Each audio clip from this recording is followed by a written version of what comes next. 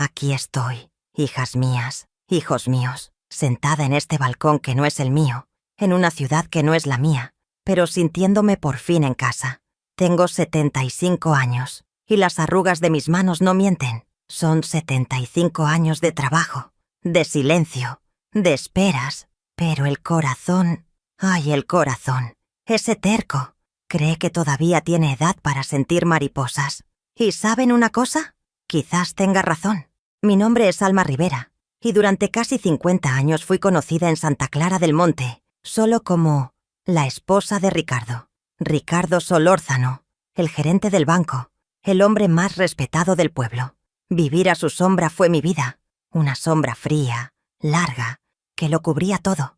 Pero hoy no estoy aquí para hablar de él. Estoy aquí para hablarles de mí, de la Alma que nadie conoció. La historia que les quiero contar no empezó cuando yo era joven. Empezó a mis 69 años, el día en que el olor a aguarrás y a madera nueva invadió la plaza principal. Habían llegado para restaurar nuestra capilla olvidada, la capilla de Santa Rita, una joya que se caía a pedazos, igual que yo. Yo era viuda, sí, pero no de la forma que piensan. Ricardo no había muerto. Me había dejado hacía 10 años, cuando yo tenía 59, para irse a vivir a la capital con su secretaria, 30 años más joven. Pero en Santa Clara, una mujer dejada es peor que una viuda. La viuda inspira respeto, la dejada inspira lástima y chismes. Por eso yo vivía una viudez de fachada. Iba a misa, cuidaba mi casa, que ahora parecía un museo vacío, y me negaba a venderla, a pesar de las ofertas de mi hijo, Ricardo Jr., a que quería que me mudara a un apartamento más pequeño. «Es mi lugar», decía yo, aferrándome a las paredes como si fueran mi dignidad. Aquella mañana de martes, las campanas de la iglesia matriz tocaron, como siempre, a las 8, pero algo era diferente. Había andamios en la capilla, había movimiento, hombres con overoles manchados de pintura, y fue entonces cuando lo vi por primera vez. No era un jovencito, entiéndanme bien, era un hombre hecho y derecho, quizás en sus 40 y tantos. Estaba subido al andamio, de espaldas, examinando una grieta en la piedra. Tenía el cabello oscuro, atado en un pequeño moño, y los brazos eran fuertes, definidos por el trabajo. Se movió con una agilidad que yo ya no recordaba que existiera. Sentí algo extraño, una punzada de curiosidad. Yo, Alma Rivera, curiosa por un obrero. ¡Qué ridículo! Sacudí la cabeza y seguí mi camino hacia la panadería, pero su imagen se quedó. Durante días cambié mi rutina. Inventaba excusas para pasar por la plaza. Lo veía trabajar, concentrado. Se reía con los otros trabajadores, una risa abierta, limpia, que resonaba en la plaza silenciosa. Yo lo observaba desde lejos, desde el banco de piedra bajo las acacias, fingiendo leer el periódico local. Me sentía una tonta, una vieja espiando. ¿Qué diría el padre Ignacio si me viera? ¿Qué diría mi vecina, doña Elvira, que se pasaba la vida espiando detrás de las cortinas de encaje? Yo estaba viviendo en una prisión que yo misma había ayudado a construir, la prisión del «¿Qué dirán?». Ricardo había sido el arquitecto de esa prisión. «Alma, compórtate», decía, incluso cuando estábamos solos. «Alma, eso no es digno de la esposa del gerente. Alma, tu vestido está muy alegre». Él había succionado los colores de mi vida, uno por uno, hasta que solo quedó el beige, el gris, el negro del luto que yo usaba incluso antes de que él me dejara. Mi jardín, que alguna vez fue mi orgullo, estaba ahora lleno de maleza. Las rosas se habían muerto hacía años. Yo no tenía fuerzas para cuidarlas. ¿Para qué? ¿Para quién? Mis hijos, Isabel y Ricardito, vivían en Bogotá. Isabel llamaba todas las semanas, preocupada. Ricardito llamaba todos los meses, a preguntar por la casa. Una noche miré mi reflejo en el espejo del pasillo. Vi a una mujer pálida, con el cabello blanco recogido en un moño apretado, los ojos hundidos. «¿Quién eres?», le pregunté al espejo. La mujer no respondió, se había olvidado. Pero aquella semana, viendo a ese hombre trabajar en la capilla, algo dentro de mí, algo muy pequeño y terco, empezó a despertar. Fue como sentir el primer rayo de sol después de un invierno de 10 años. Yo no sabía su nombre, no sabía nada de él, pero él estaba devolviéndole el color a la capilla. Y sin saberlo, me estaba devolviendo una pizca de color a mí. Dicen que a nuestra edad el libro ya está escrito, que ya no hay sorpresas. Pero, hijas mías, ¿y si a mí me quedaban las páginas más importantes todavía en blanco? Que Dios las bendiga por escucharme. Cuéntenme en los comentarios.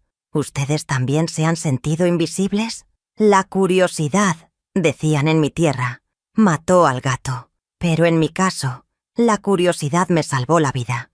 Pasó una semana desde que los restauradores habían llegado. Santa Clara estaba alborotada. Las señoras del apostolado de la oración estaban escandalizadas con el ruido, con el polvo y, claro, con esos hombres de fuera. Gente sin Dios, oí decir a doña Elvira, a la panadera. Se pasan el día riendo y oyendo esa música mundana en sus radios. Yo me limitaba a asentir, como siempre. Asentir era mi especialidad. Yo era una experta en estar de acuerdo en silencio. Pero por dentro, yo no estaba de acuerdo. Su risa me parecía música celestial comparada con el silencio fúnebre de mi casa. Ese día decidí que iba a ver el trabajo de cerca. Era mi derecho. Al fin y al cabo, yo era feligresa. Me puse mi mantilla negra, mi uniforme de viuda, dejada, y caminé con mi dignidad postiza hasta la puerta de la capilla. Estaba abierta. El olor a polvo de piedra y a pintura fresca era abrumador. Dentro, la luz era diferente.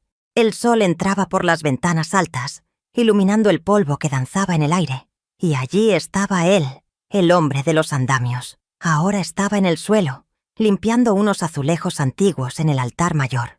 Oyó mis pasos, se giró, y por primera vez le vi el rostro de cerca. Mi corazón dio un salto que casi me hizo perder el equilibrio. Era más joven de lo que yo pensaba. Quizás 42, 43. Tenía ojos cafés, muy vivos, y una sonrisa que apareció instantáneamente, sin esfuerzo. «Buenos días, señora. Puede entrar, pero cuidado con el suelo. Está mojado». Su voz era cálida, tranquila. Yo solo quería ver», murmuré, sintiéndome una intrusa. «Claro, venga. Estamos descubriendo unas pinturas murales increíbles debajo de 3 capas de cal. Mire aquí», señaló la pared. Yo me acerqué, y él empezó a explicar, con una pasión que me contagió, qué era el pigmento, qué era la técnica del fresco. Hablaba como un profesor, pero sin la arrogancia de Ricardo. Ricardo le hablaba a la gente. Este hombre hablaba con la gente. «Me llamo Mateo», dijo, extendiendo la mano. Su mano estaba sucia de yeso. Dudé. Mis manos estaban limpias, pálidas, con las venas marcadas. Ricardo detestaba que yo me ensuciara las manos. «Alma Rivera». Le di la mano. Fue un choque. Su mano era cálida, fuerte, áspera. Sentí un hormigueo que me subió por el brazo. ¿Cuánto tiempo hacía que nadie me tocaba así? Un toque que no fuera una obligación, o un saludo formal. «Alma». «Qué nombre bonito. Combina con este lugar. Tiene alma». Me sonrojé. Yo, Alma Rivera, a los 69 años, sonrojándome por un hombre con las manos sucias.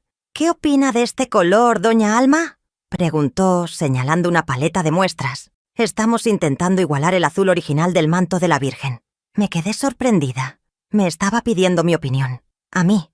Yo creo que este. Señalé un azul profundo. «Este tiene más luz. El otro es muy triste». Mateo miró la muestra.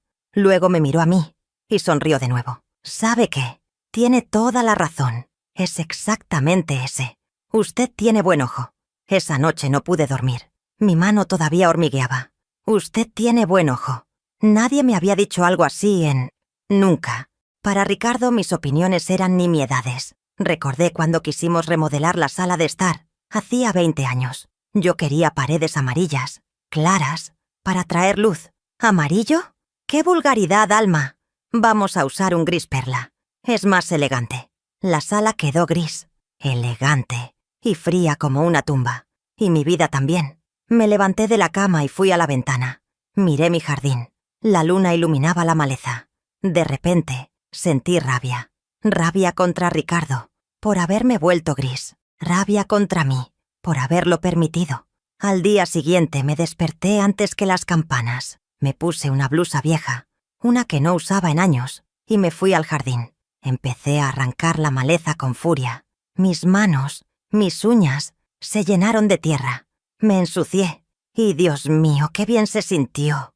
Trabajé durante horas. Mi cuerpo dolía. Mi espalda protestaba. Pero mi alma estaba respirando por primera vez en décadas. Al mediodía paré, exhausta, cubierta de sudor y tierra. Me senté en los escalones del porche. Doña Elvira pasó por la calle y casi se cae de espaldas al verme en ese estado. «Almita, ¿qué te pasó? Parece que anduviste revolcándote en el lodo». Me limité a sonreír. «Estoy arreglando el jardín, Elvira. Ya era hora». Ella sacudió la cabeza, convencida de que yo había perdido el juicio. Quizás sí, quizás estaba empezando a encontrarlo. El encuentro con Mateo en la capilla había sido más que una conversación sobre colores. Había sido un permiso. Él me había mirado como si yo fuera una persona, no una reliquia, no la esposa de. Y eso lo cambió todo. ¿Entienden, hijos míos, lo que es eso? ¿Entienden lo que es pasar 30 años siendo invisible y de repente que alguien te vea? El jardín se convirtió en mi nueva obsesión y la plaza en mi nueva ruta.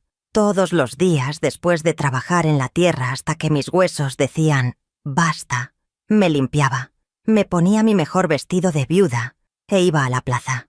Me sentaba en mi banco de siempre, pero ahora no fingía leer. Observaba a Mateo. Trabajaba con una dedicación que me conmovía. Trataba las paredes de la capilla como si estuviera cuidando a una persona enferma, con ternura. A veces, nuestras miradas se cruzaban. Él sonreía y saludaba con la cabeza.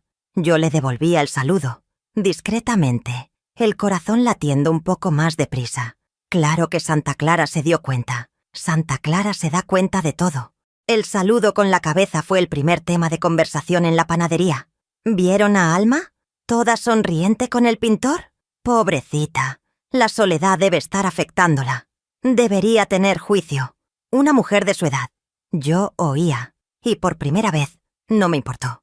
El dolor de arrancar la maleza era más real que el dolor de los chismes. Un día estaba yo sentada en el banco, y él se acercó. Había terminado su turno. Se limpió las manos en un trapo. «Doña Alma, ¿cómo está su jardín?» Me sorprendió que se hubiera dado cuenta. «Está dando pelea. La maleza es terca. Siempre lo es», dijo, sentándose en la otra punta del banco. Mi primer impulso fue levantarme.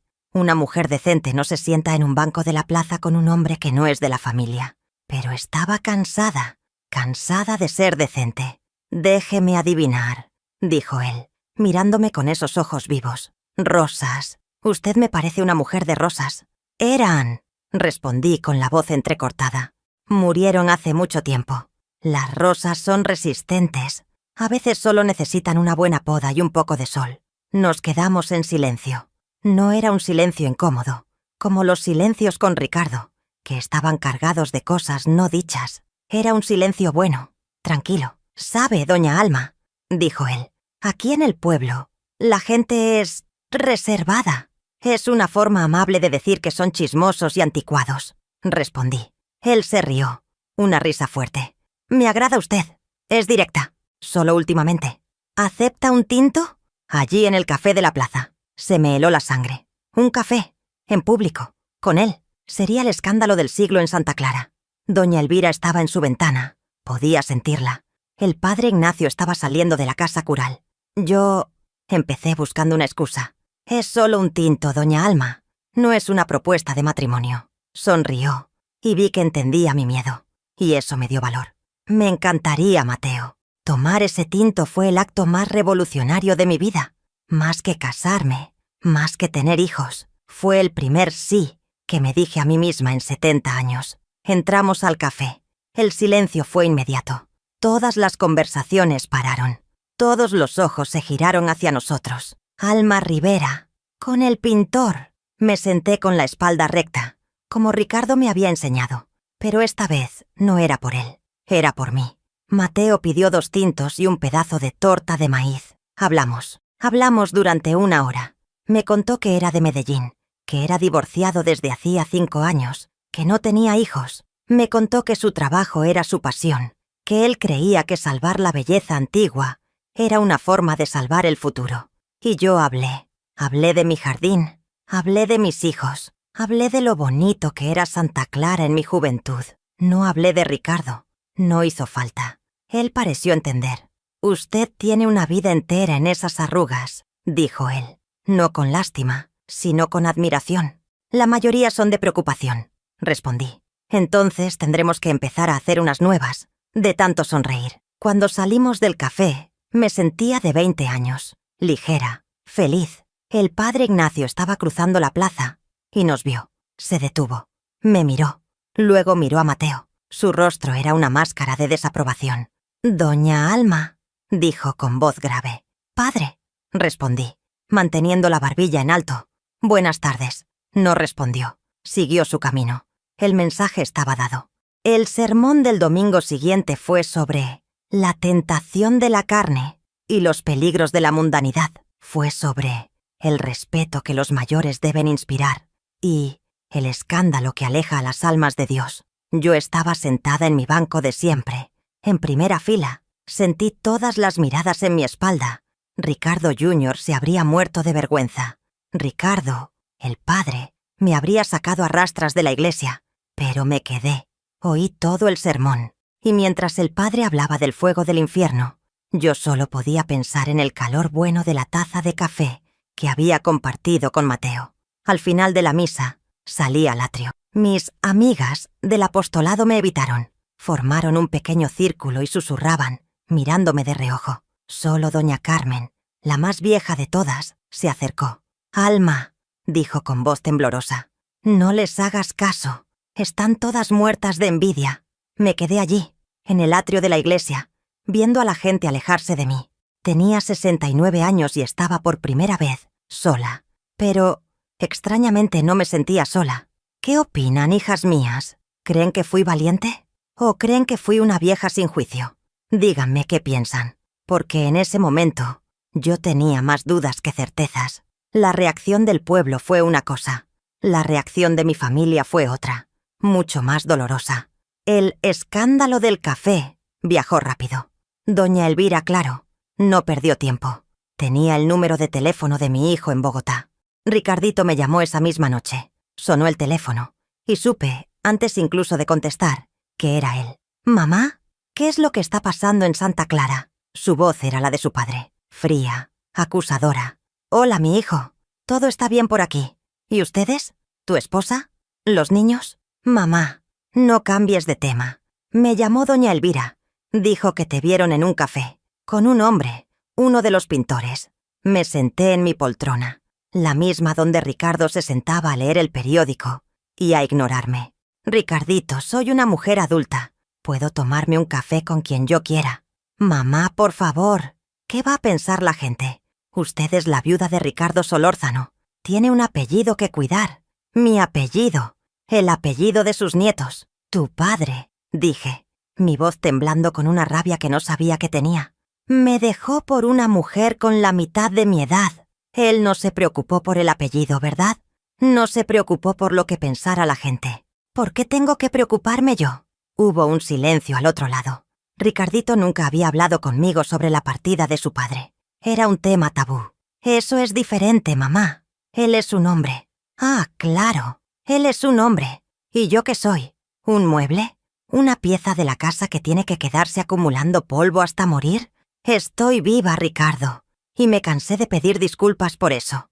Mamá, ese hombre es joven. Él solo quiere aprovecharse de usted, de la casa, del dinero que papá le dejó». Eso dolió. Dolió que mi propio hijo pensara tan poco de mí, que él creyera que yo era una vieja tonta, fácil de engañar. Él no me ha pedido nada, Ricardito. Me ofreció un café y conversó conmigo, cosa que tú y tu padre rara vez hacen. Colgué el teléfono. Fue la primera vez en mi vida que le colgué el teléfono a alguien. Me sentí pésimo y me sentí maravillosamente bien. Lloré durante 1 hora. Lloré por la crueldad de mi hijo, por la injusticia del mundo. Después me levanté, me lavé la cara y llamé a mi hija, Isabel. «Hija mía». «¿Mamá?» Me llamó Ricardito. «Está furioso». La voz de Isabel era dulce, preocupada. Me contó una historia absurda sobre un café. Es verdad, mi hija. Me tomé un café con un hombre. Y fue amable. Y me sentí bien. Isabel se quedó en silencio un momento. Contuve la respiración. Si mi hija también me juzgaba, creo que no lo soportaría. «Mamá», dijo finalmente, «¿estás feliz?» La pregunta era tan simple y tan complicada. Yo creo que sí, Isabel. Me siento viva. Estoy arreglando el jardín. Entonces, mamá, por favor, sigue. Sigue arreglando el jardín. Y tómate todos los cafés que quieras. Ricardito es un idiota, igual al papá. No dejes que te arruine esto. Mereces ser feliz. Cuando colgué, estaba llorando otra vez, pero esta vez eran lágrimas de alivio. Tenía una aliada. Mi hijo me pedía que respetara un apellido que nunca me había respetado a mí.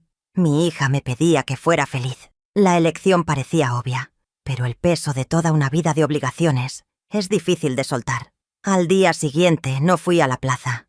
Me quedé en casa. La conversación con Ricardito me había sacudido. ¿Y si tenía razón? ¿Y si Mateo solo se estaba burlando de mí? Mi valor de la noche anterior se había esfumado. Por la tarde oí que llamaban a la puerta. Mi corazón se detuvo. Espié por la ventana. Era él, Mateo. Dudé. ¿Si doña Elvira lo veía en mi puerta? ¿Doña Alma? Llamó, bajito. ¿Está todo bien?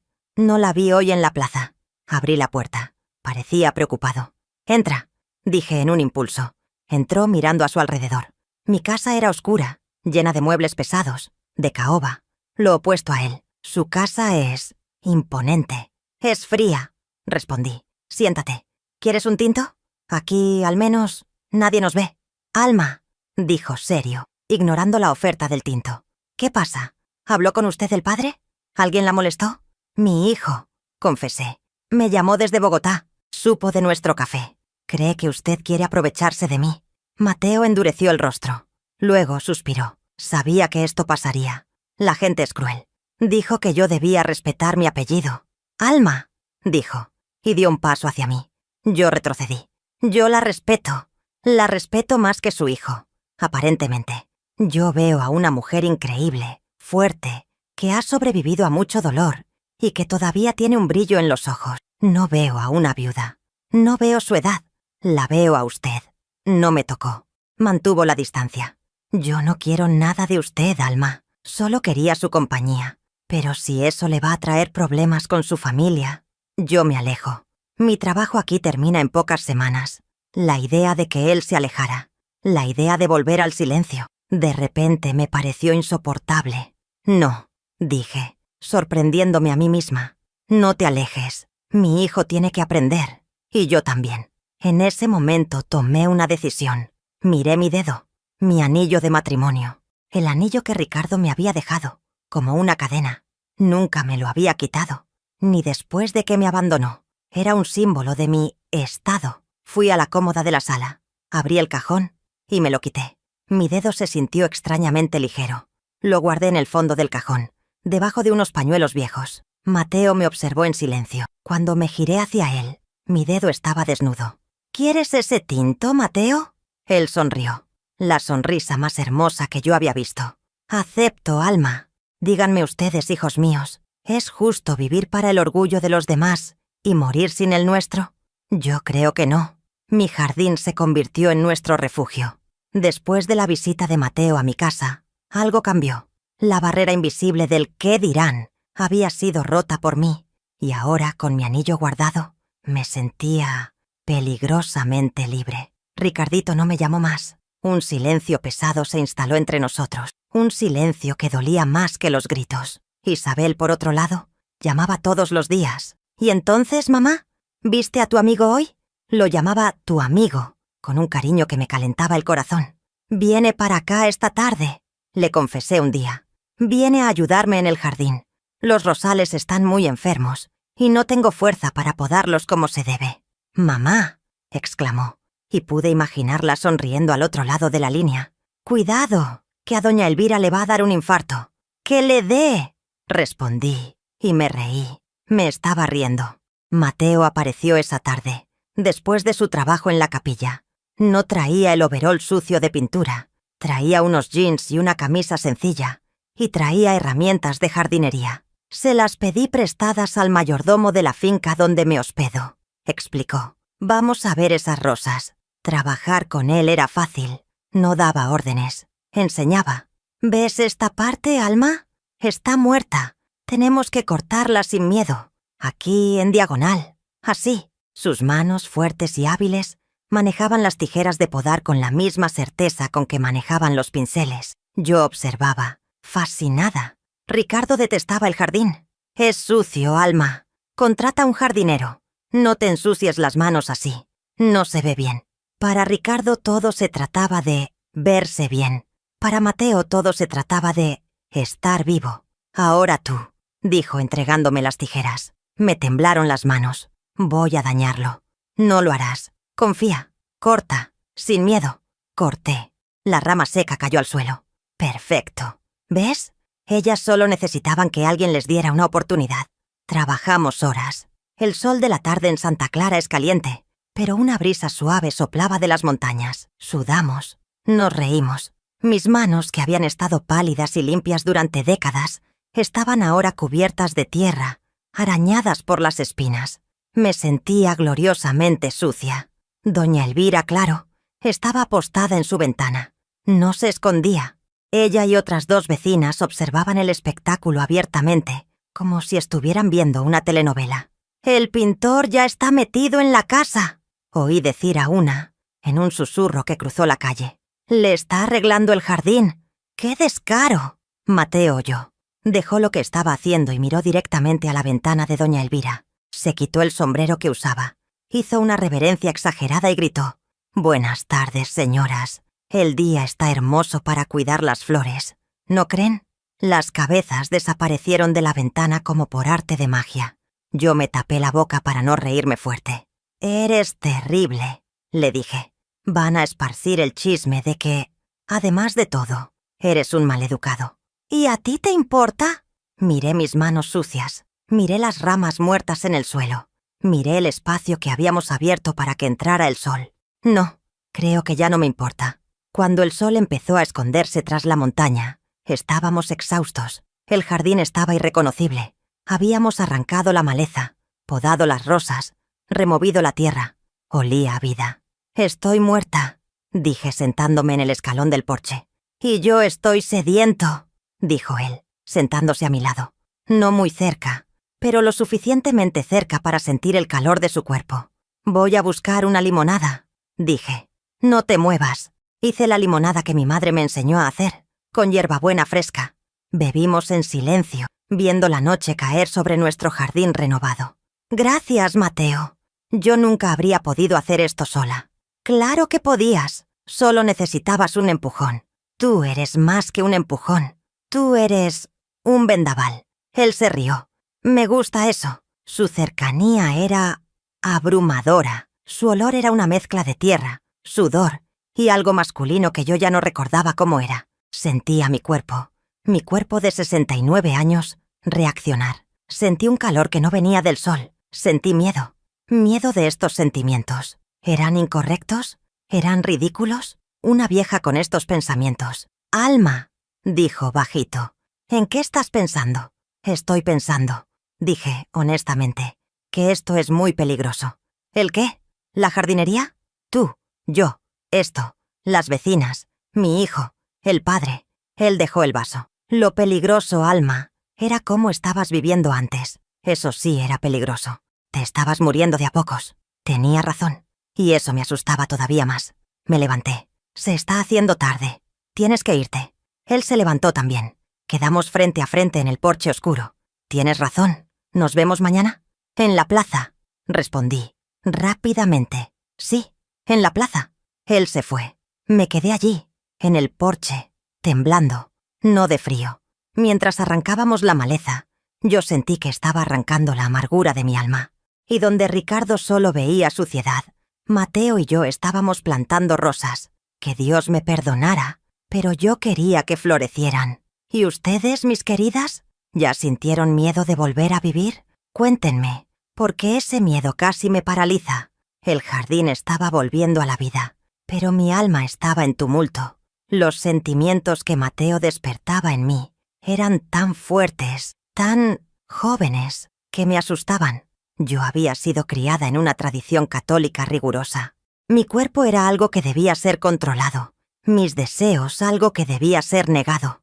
Ricardo nunca me hizo sentir deseada. Él cumplía con su deber conyugal, con la misma eficiencia con que firmaba documentos en el banco.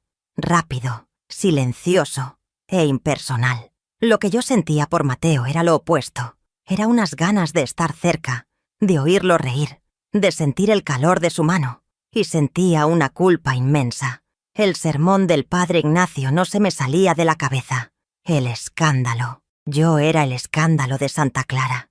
Decidí que tenía que confesarme. Necesitaba orientación. Necesitaba que alguien me dijera que no estaba cometiendo un pecado mortal. El sábado siguiente me puse mi mantilla, la misma que había usado para ir a la capilla, y fui a la iglesia matriz. El confesionario era oscuro, olía a madera vieja y a incienso. Me arrodillé en la penumbra. «Bendígame, Padre, porque he pecado». La voz del padre Ignacio sonó desde el otro lado de la rejilla. «Dime, hija mía». «Padre, yo siento cosas que no debería». «¿Qué tipo de cosas, Alma?» «Soy viuda, es decir, mi esposo me dejó.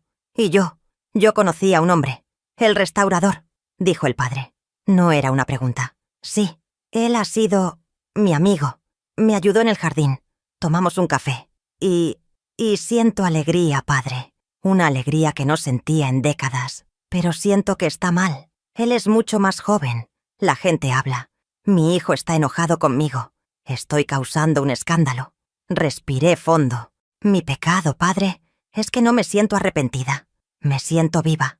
Hubo un largo silencio al otro lado. Oí al padre suspirar. «Alma, tú fuiste una esposa ejemplar. Soportaste tu cruz con dignidad cuando tu esposo te abandonó. Dios vio tu sacrificio. Pero ya no quiero sacrificarme más, padre. Hija mía, la soledad es una cruz pesada, pero la compañía que buscamos debe ser apropiada. Este hombre no es de nuestro pueblo. Él se va a ir. ¿Qué puede ofrecerte? ¿Una aventura? ¿Y qué viene después? ¿Más soledad? ¿Más dolor? Tu edad, Alma, requiere decencia, requiere recogimiento. Lo que la gente habla no es solo chisme, es preocupación por tu alma y por el buen nombre de esta parroquia. El buen nombre de la parroquia. El ¿qué dirán? Otra vez. El mismo argumento de Ricardito. Pero, padre, insistí, ¿dónde está el pecado? ¿En tomar un café? ¿En arreglar un jardín? El pecado, Alma, está en la puerta que abres, está en el escándalo. Estás dando un mal ejemplo. Estás poniendo en juego tu reputación. Piensa en tu esposo. Piensa en tu hijo. Mi esposo está viviendo con otra mujer. Mi hijo me juzga. Reza, hija mía. Aléjate de esta tentación. Pídele a Dios que te dé fuerza para aceptar tu viudez con gracia. Tu recompensa estará en el cielo. Salí del confesionario sintiéndome más pesada que cuando entré. La absolución que me dio me pareció hueca. Él no estaba preocupado por mi alma. Estaba preocupado por las apariencias. Quería que yo volviera a mi caja gris, que muriera en silencio, con gracia. Caminé a casa. El sol brillaba, pero yo no lo sentía. Me senté en mi jardín ahora limpio. Los rosales, aunque podados, parecían tristes, y me sentí derrotada. Quizás ellos tenían razón. Quizás yo era solo una vieja ridícula buscando algo que ya no me pertenecía. Decidí que iba a terminar con esto.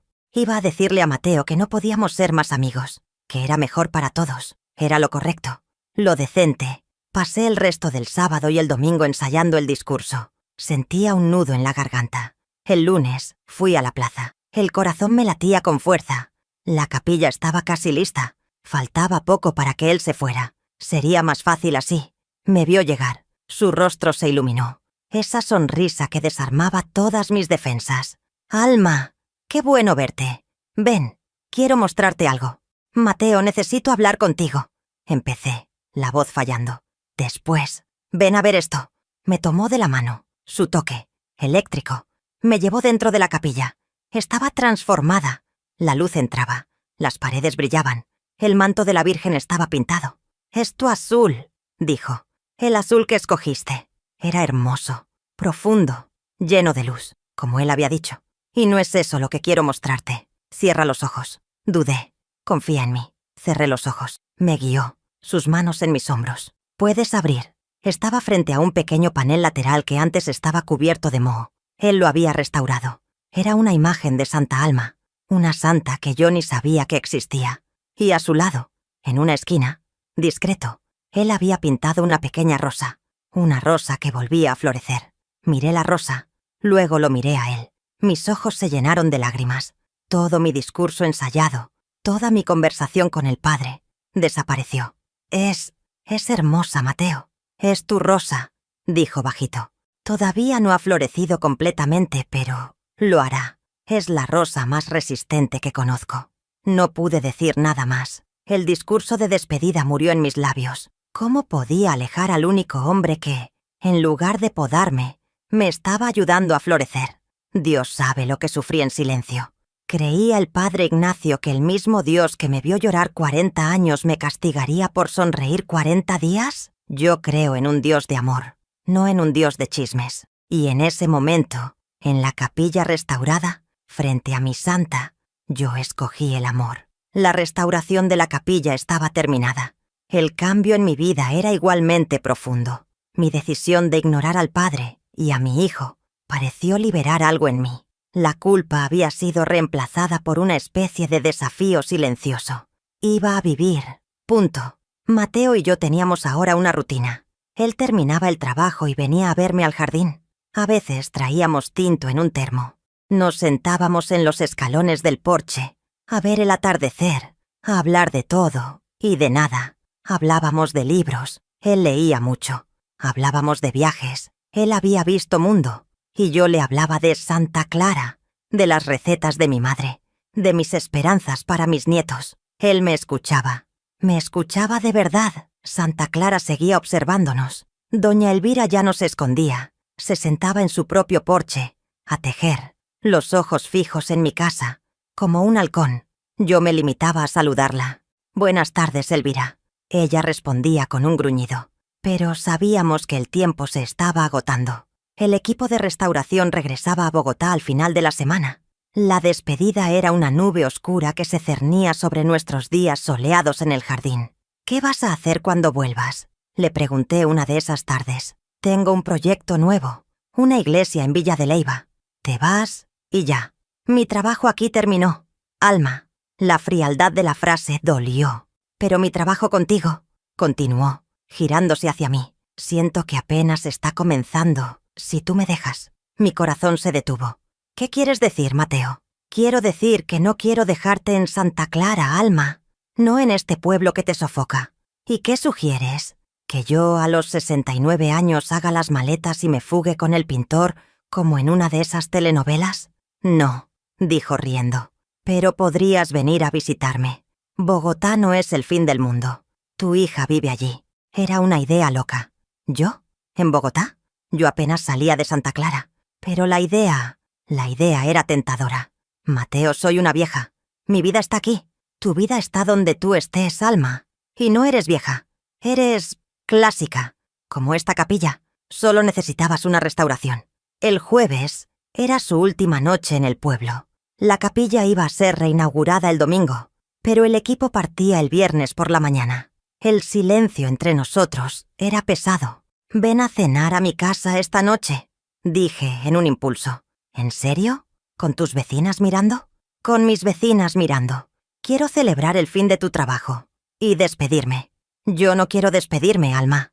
«Entonces ven a celebrar». Cociné. Hice un ajiaco, la sopa que mi madre me enseñó. Usé la vajilla buena, la que guardaba para Navidad. Puse velas en la mesa. La casa, normalmente oscura, se sentía cálida. Él llegó a las 8. Traía un ramo de flores, rosas amarillas, mis favoritas, las que yo quería haber pintado en la sala hacía 20 años. «¿Cómo supiste?», le pregunté con lágrimas en los ojos. «Tú me lo dijiste, ese día en el café. Yo te escucho cuando hablas, Alma». Cenamos, hablamos de la capilla, de la fiesta del domingo.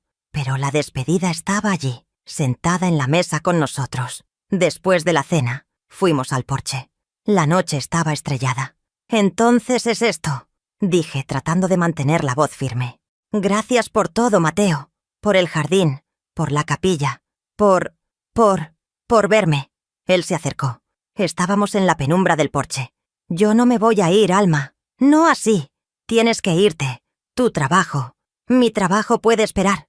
Me tomó de la mano. Mi mano arrugada, manchada por la edad y la tierra del jardín, se la llevó a los labios y la besó.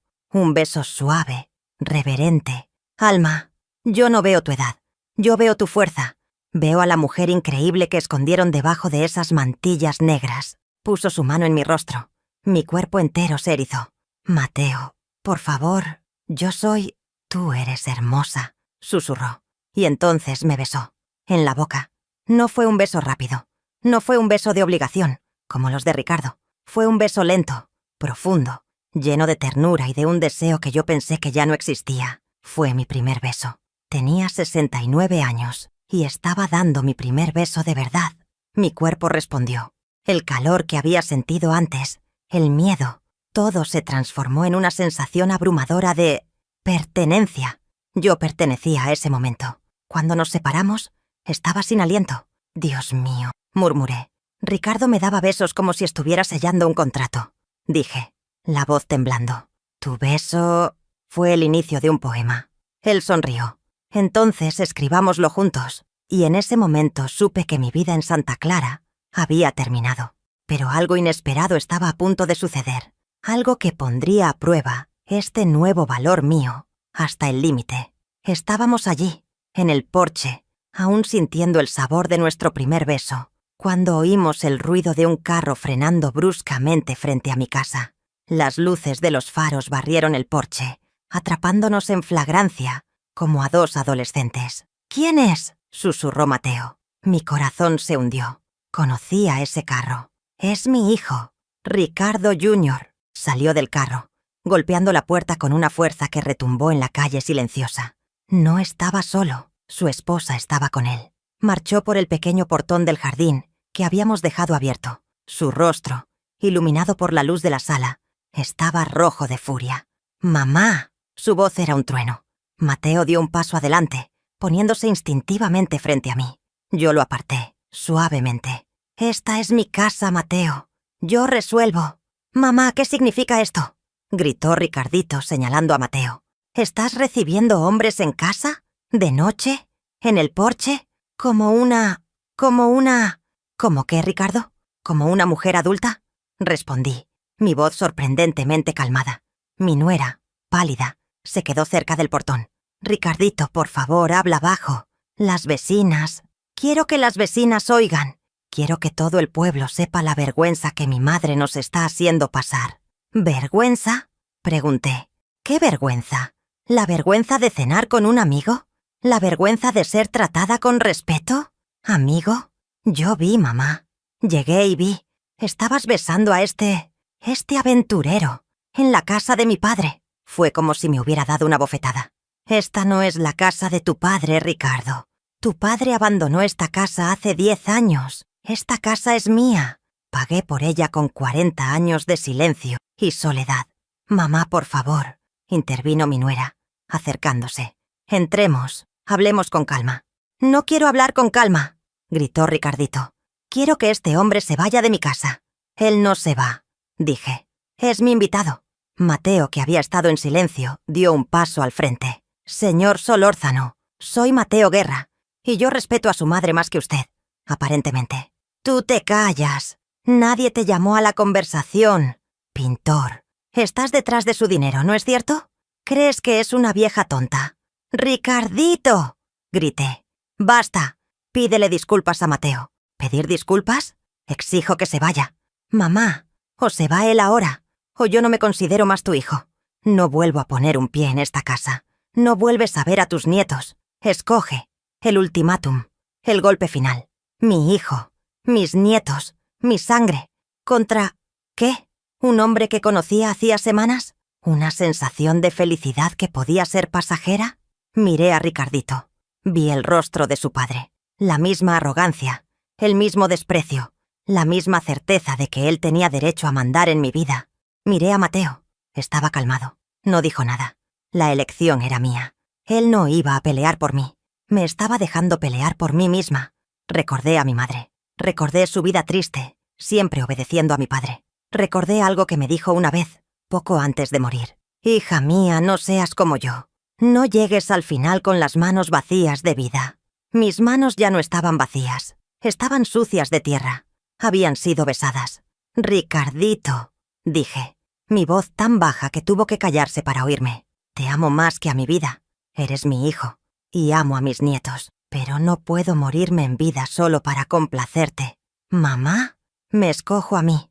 Ya es tiempo. Si no puedes aceptar mi felicidad, si no puedes ver que este hombre me devolvió la vida que tu padre me robó, entonces te compadezco. Compadezco la pobreza de tu corazón. Puedes irte. Ricardito se puso blanco. Nunca, en toda su vida me había oído hablar así. Esperaba que yo llorara, que pidiera perdón, que echara a Mateo. ¿Estás hablando en serio?, susurró, incrédulo. Nunca hablé tan en serio. Esta es mi casa.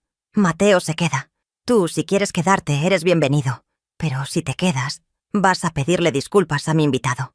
Mi nuera le tiró del brazo. Ricardo, vámonos. Por favor, vámonos. Ricardito me miró una última vez. Sus ojos estaban llenos de rabia y de una extraña confusión. No me reconocía. Tú no eres mi madre, dijo. Tienes razón, respondí. Tu madre, la mujer asustada que conocías, murió hoy. Buenas noches, hijo mío. Se dio la vuelta y se fue. Se subió al carro y arrancó, haciendo chillar las llantas en el asfalto. Mi nuera me miró, con lágrimas en los ojos, y lo siguió. Me quedé allí, en el porche, temblando de pies a cabeza. Mateo se acercó, y esta vez me abrazó. Enterré el rostro en su pecho y lloré. Lloré por el hijo que había perdido y por la mujer que acababa de ganar. Está todo bien, mi alma, susurraba él. Está todo bien. Mi hijo me había hecho escoger entre su orgullo y mi felicidad.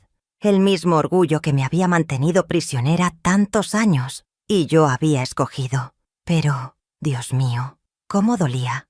La noche después de la discusión con Ricardito fue la más larga de mi vida. Mateo no quiso dejarme sola. Hizo un tinto para los dos y nos quedamos sentados en la cocina, hablando. O mejor dicho, él hablaba y yo oía, intentando procesar el terremoto que había ocurrido. Va a volver, Alma. Es tu hijo. Solo está enojado y confundido. Es igual al padre, murmuré. Orgulloso, controlador. No va a perdonarme por haberlo desafiado. Entonces no te merece.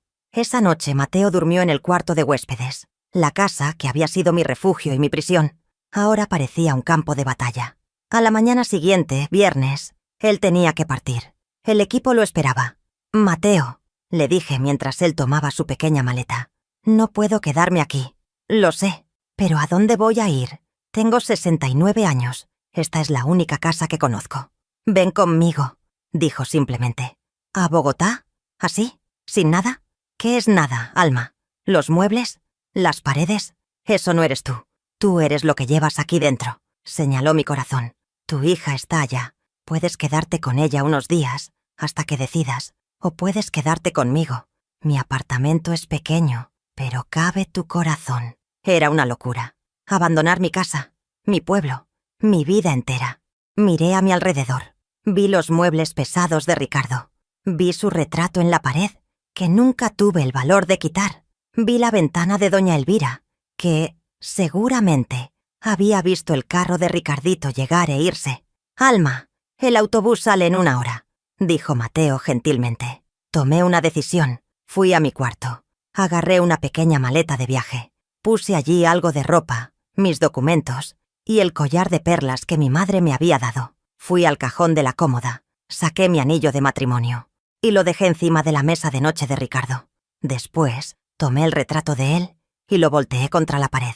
«Estoy lista», dije. No escribí una nota. No avisé a nadie. Llamé a un taxi. Cuando el taxi llegó a la puerta, doña Elvira apareció en la calle. «Almita, ¿te vas de viaje?» «Me voy, Elvira», respondí, sonriendo. «Me voy a vivir». Me subí al taxi. Mateo se subió a mi lado. Mientras el carro se alejaba, miré mi casa por última vez. Miré la plaza. Miré la capilla de Santa Rita, ahora brillante y restaurada. Las campanas de la iglesia matriz tocaron, dando las 9 de la mañana. El sonido parecía una despedida. «¿Estás bien?», preguntó Mateo tomando mi mano. «Estoy asustada», confesé. ¿Y tú? También estoy asustado, admitió. Me estoy fugando con la mujer más bonita de Santa Clara. Es una gran responsabilidad. Me reí. Entre las lágrimas me reí. El viaje a Bogotá duró 6 horas. 6 horas en las que vi las montañas de Santa Clara desaparecer en el espejo retrovisor. ¿Sentí tristeza? Sí. ¿Sentí miedo? Mucho. Pero, por primera vez en mi vida, yo tenía el control. Yo estaba conduciendo mi vida, aunque fuera desde el asiento de pasajero de un autobús. Dejé el pueblo, dejé los muebles, dejé el ¿qué dirán? Pero, por primera vez en mi vida, me estaba llevando a mí misma. Y eso, hijas mías, es el único equipaje que realmente importa. Cuando llegamos a Bogotá, el ruido, el tráfico, el frío, todo me golpeó como una pared. Era un mundo nuevo. Llamé a mi hija Isabel desde la terminal. «Hija mía, estoy en Bogotá». «Mamá, ¿qué pasó? ¿Ricardito te hizo algo?» «Estoy aquí, y Mateo está conmigo». Hubo un grito de alegría al otro lado. «Voy a buscarlos, ahora mismo. No se muevan de ahí». Isabel apareció 20 minutos después. Me abrazó como si yo fuera una refugiada de guerra. Después, abrazó a Mateo. «Gracias», le dijo a él, «por darle el valor. Fue ella quien lo encontró sola», respondió él. Me quedé en casa de Isabel las primeras semanas. Fue bueno. Conocí a mis nietos de nuevo. Los llevé al colegio. Pero yo no era yo. Era, otra vez, la mamá de... Mateo me visitaba todos los días. Su apartamento era, en efecto, pequeño, pero estaba lleno de luz, de libros, de música. Un mes después de mi llegada, tomé otra decisión. «Isabel, hija mía, me voy a vivir con Mateo». Mi hija sonrió. «Sabía que ibas a decir eso». «Ya era hora, mamá». Me mudé al apartamento de Mateo, y mi vida, a los 70 años, comenzó. Hoy tengo 75 años. Estoy aquí, en este balcón, en el apartamento de Mateo, en Bogotá. Es un balcón pequeño, lleno de materas. Materas con rosas, con geranios, con hierbabuena. Yo las cuido todas las mañanas. Vivir con Mateo ha sido la aventura más grande de mi vida. Aprender a vivir en una ciudad grande fue aterrador. El ruido, la gente, el ritmo. Pero Mateo fue mi guía. Me enseñó a tomar el bus. Me llevó a museos. Me llevó a cine. Yo no iba a cine desde que era soltera. Descubrí que amaba las películas francesas. Descubrí que me gustaba la música que no era sacra. Descubrí que me gustaba usar jeans. Su apartamento era pequeño, sí. Tuvimos que aprender a vivir juntos, a respetar los espacios del otro. Él, un hombre acostumbrado a vivir solo. Yo, una mujer acostumbrada a vivir en una casa museo. Pero fue fácil. El amor lo hace todo fácil. Las mañanas son mi parte favorita. Nos despertamos, él hace el tinto, y nos sentamos en el balcón a leer el periódico y a hablar del día. Su toque siempre es gentil, su mirada siempre es de admiración. Nunca me ha hecho sentir vieja. Me hace sentir eterna. ¿Y mi casa en Santa Clara? Ricardito, en un ataque de rabia, intentó venderla. Dijo que yo había abandonado la propiedad. Tuve que contratar a un abogado. Isabel me ayudó. Fue una batalla fea, pero gané.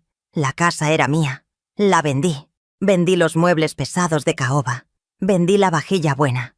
Vendí 40 años de memorias grises. Con el dinero, Mateo y yo abrimos un pequeño negocio. Una tienda.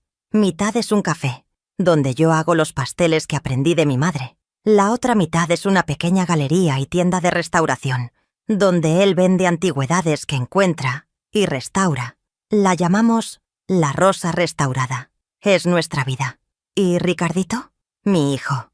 Mi corazón todavía dolía por él. Durante 2 años no me llamó.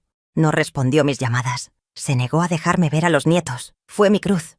Va a volver, Alma, decía Mateo. Y volvió. Su esposa, mi nuera, me llamó un día, llorando. Ricardito había perdido el trabajo en el banco.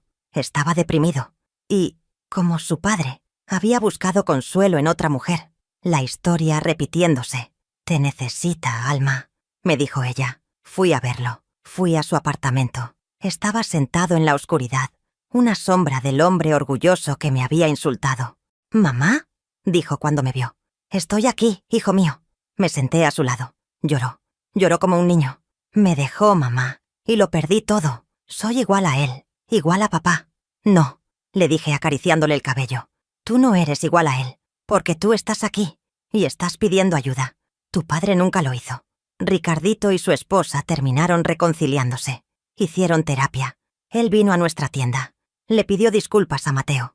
Usted salvó a mi madre. Y yo fui un idiota.